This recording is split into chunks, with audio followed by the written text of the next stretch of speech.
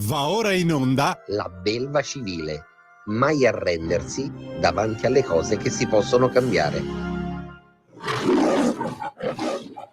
Il punto della settimana con Nicola Ottaviani. Perché la belva e perché soprattutto la belva civile?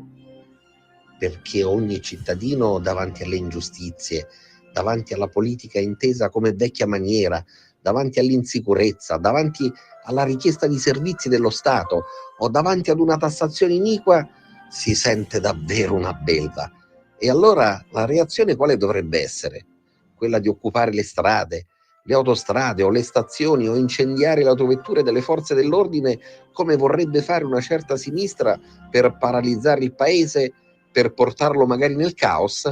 Assolutamente no. La reazione, quella composta, quella sana e soprattutto intelligente,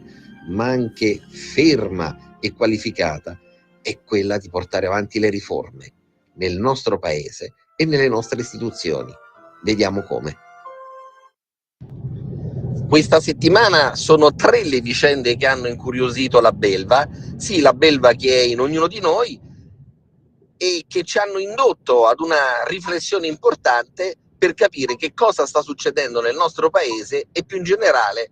nel panorama internazionale che riguarda anche l'Italia. La prima è la questione che ha riguardato il rating, che è salito per la prima volta dopo 23 anni da parte di Moody's, una delle principali agenzie che monitorano quello che è il livello di affidabilità di carattere finanziario e monetario dei paesi che compongono quello che è il palcoscenico internazionale. Ebbene, per la prima volta dopo 23 anni c'è stata una inversione di tendenza da parte di Moody's, che ha giudicato il nostro paese con la B e la AA con il segno positivo e quindi con il numero 2. Quindi per la prima volta anche quelle che sono le agenzie, possiamo definirle di oltreoceano, di oltremanica, giudicano positivamente quelli che sono gli interventi che vengono compiuti dal nostro governo all'interno dell'economia e più in generale per cercare di rimettere a posto quelle che sono le finanze pubbliche lasciate disastrate da parecchi, troppi governi di sinistra che negli anni hanno sovvertito peraltro quello che era il risultato elettorale. Basti pensare a quello che avvenne quando nel 2011, dopo quella che era stata la normalissima competizione elettorale che si era svolta e che aveva indicato come presidente del Consiglio il premier Silvio Berlusconi, purtroppo attraverso quella che è stata l'indicazione delle agenzie di rating e attraverso l'innalzamento d'amblè delle principali quotazioni che la nostra moneta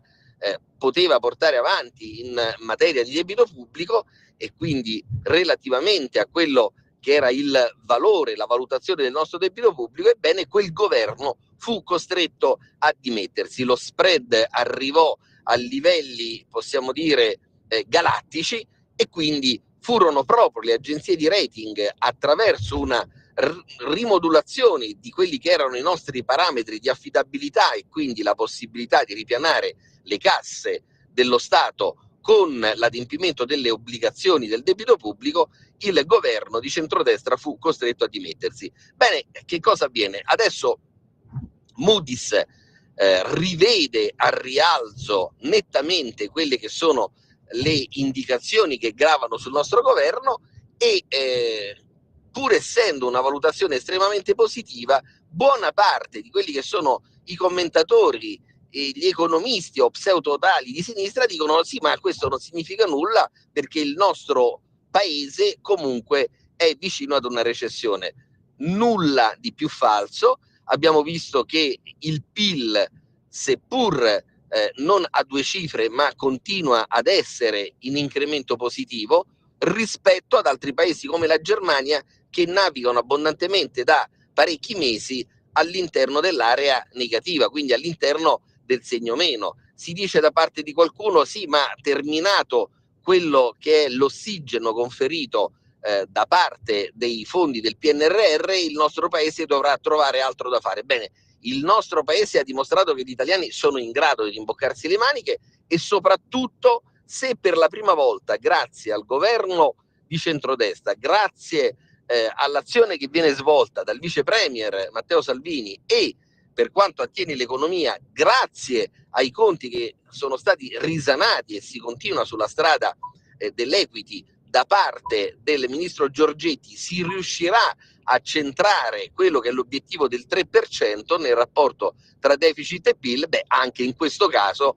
non possiamo dire che si è trattato semplicemente di un profilo fortuito, quindi non capiamo per quale motivo quando la sinistra riusciva in qualche modo ad avere il plauso del Fondo Monetario Internazionale o il plauso degli economisti, quelli di sinistra, quelli vicini alla von der Leyen, allora il governo era un governo da apprezzare, e adesso che quegli stessi commentatori internazionali che sono stati per anni detrattori dei governi di centrodestra sono costretti ad ammettere la buona azione di risanamento portata avanti dal nostro governo dietro la spinta della Lega e dietro soprattutto quelle che sono le indicazioni che provengono dal ministro Giorgetti, allora in questo caso si invoca la sorte, si invoca la fortuna. Non è così, e tutto questo è chiaro che viene rimesso a quello che è l'apprezzamento dei lettori dei quotidiani, ma soprattutto degli elettori del nostro paese. Ci sono poi altre due questioni che in qualche modo hanno fatto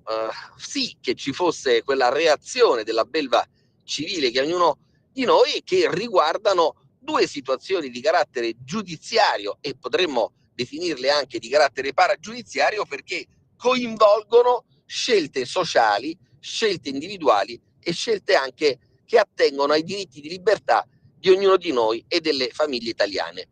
La prima vicenda si è svolta a poca distanza dal comune di Chieti, laddove il Tribunale per i minorenni di L'Aquila ha sospeso la potestà genitoria ad una famiglia che aveva scelto di vivere all'interno di un bosco. Che cosa è avvenuto? Si sono presentate lì le forze dell'ordine su indicazione del Tribunale per i minorenni di L'Aquila e è stata sospesa la potestà genitoria alla famiglia che aveva scelto di vivere all'interno di questo bosco, ma vediamo in che termini, e quindi di fatto sono stati portati via, sono stati strappati questi minori alle cure, alle tutele e soprattutto alla custodia dei genitori per collocarli all'interno di una casa famiglia. Ecco, tutto questo come fa a non stridere, come fa a non contrastare con quelle che sono le scelte individuali che vengono portate avanti in modo ragionevole e soprattutto nel rispetto delle norme da parte di una famiglia che ha deciso di tutelare quello che è lo sviluppo sociale e anche educativo dei propri minori, sottraendoli a quello che magari è il digitale, sottraendoli a tutto quello che riguarda l'e-commerce, sottraendoli a tutto quello che ritenevano non potesse produrre effetti positivi sulla crescita dei minori. È bene precisare di che cosa stiamo parlando. Questa famiglia infatti non è che vivesse all'interno della giungla equatoriana, amazzonica, o di certo non viveva fuori dal mondo, ma a qualche chilometro da quello che era il centro abitato, avendo optato per un diritto che tra l'altro è costituzionalmente garantito, che è quello della educazione, anzi della istruzione parentale. Che cosa significa? Si può scegliere a determinate condizioni di portare avanti quella che è l'istruzione, non portando i figli come normalmente avviene all'interno di una scuola, ma prendendo dalla scuola, in accordo con il preside, in accordo con il dirigente scolastico, tutta una serie di elementi per formare adeguatamente a casa i propri figlioli, più o meno come avviene normalmente durante la giornata scolastica per quanto riguarda gli altri alunni. È una previsione del nostro ordinamento, adesso può piacere o può dispiacere, è un diritto, è un'opzione che viene condivisa in scala più larga di quello che si possa comunemente sapere o conoscere. Ebbene, questa opzione era stata normalmente esercitata. Non solo, ma quando una famosa trasmissione di indagine aveva avuto la possibilità di entrare con il proprio accesso all'interno della casa nel bosco, sembrerebbe il tutto tratto da una letteratura cinematografica, ma in realtà stiamo parlando di vita reale. Bene, si sono accorti gli operatori di questa trasmissione televisiva che la casa era assolutamente calda, confortevole, i bambini vivevano all'interno di stanze da letto identiche rispetto a quelle che sotto il punto di vista del comfort normalmente possiamo vedere all'interno delle grandi città, ma avevano scelto con la loro famiglia sostanzialmente di condividere quello che era un rapporto diverso, più diretto con la natura. Ora, Matteo Salvini ha posto l'accento e la riflessione su quello che è il profilo della possibilità di intervenire da parte del Tribunale per i minorenni laddove non ci sono però situazioni assolutamente infronteggiabili, laddove non ci sono delle situazioni di carattere paradossale, perché qui siamo davanti a quello che è il profilo di una discrezionalità della valutazione che viene portata avanti da parte del Tribunale per i minorenni. Noi lo vediamo soprattutto nelle nostre periferie urbane, laddove ci sono campi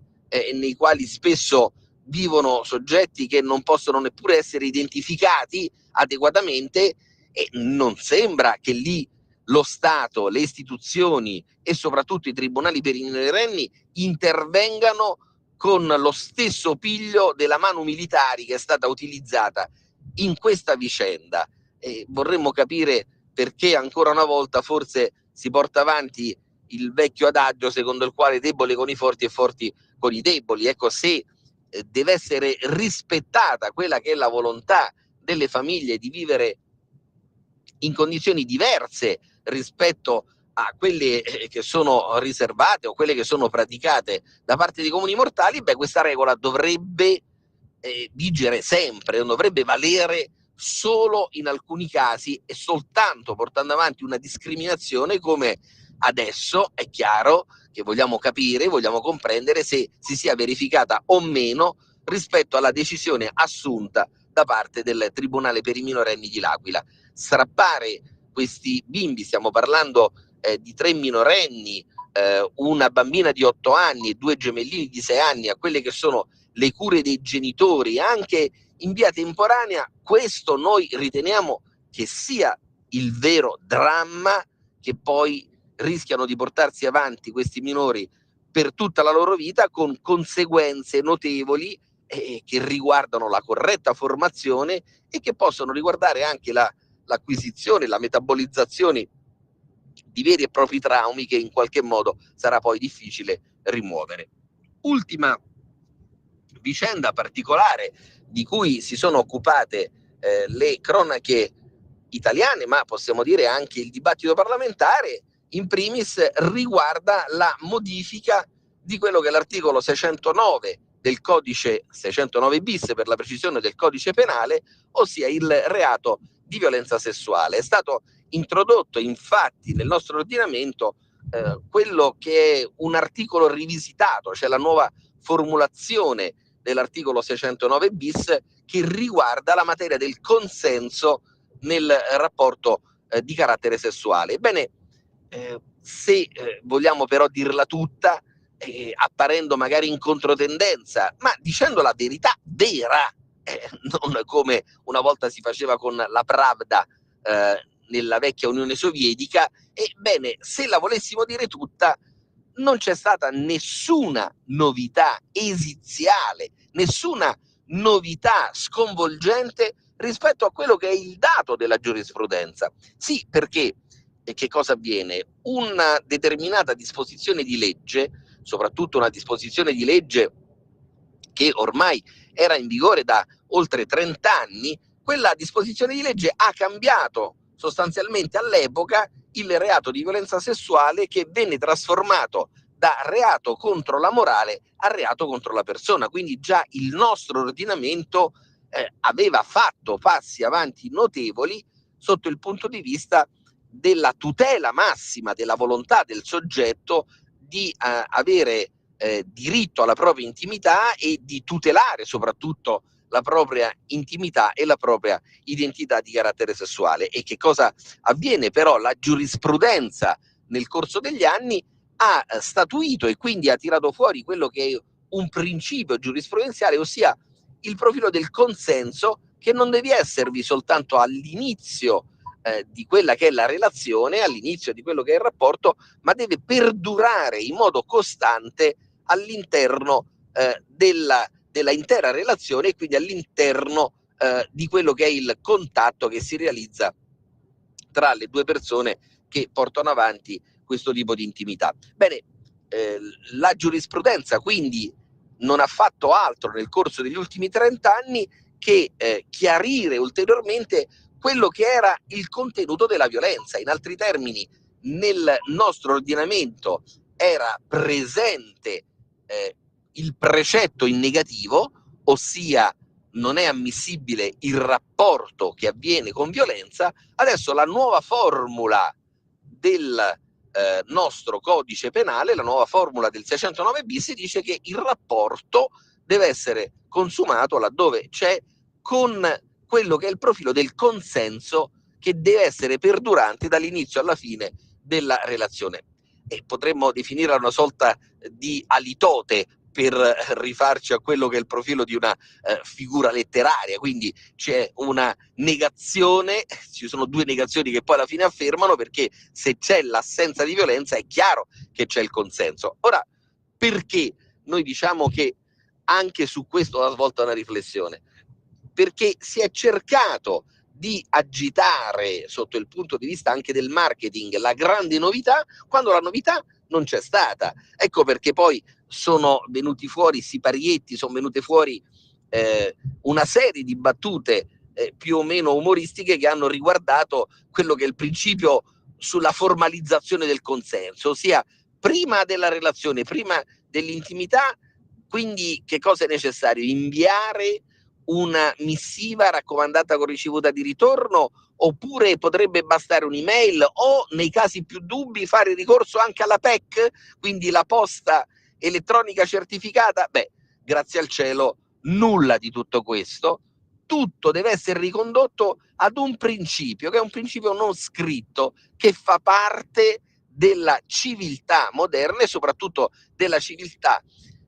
che è alla base del nostro ordinamento giuridico. Quel principio si chiama buonsenso. È chiaro che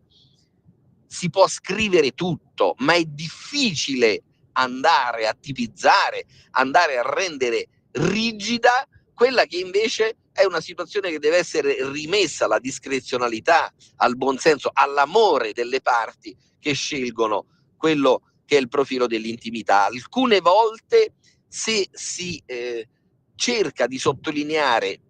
ciò che è scontato, oltre a portare avanti quella che era la fiera dell'ovvio, si rischia di esasperare ulteriormente situazioni che sono vecchie come vecchio il mondo, davanti alle quali ci vorrebbe maggior rispetto e maggiore senso non solo del dovere ma anche dello Stato, nell'evitare di perdere troppo tempo su questioni che appaiono alla fine più di marketing che non di sostanza. Buona settimana a voi tutti.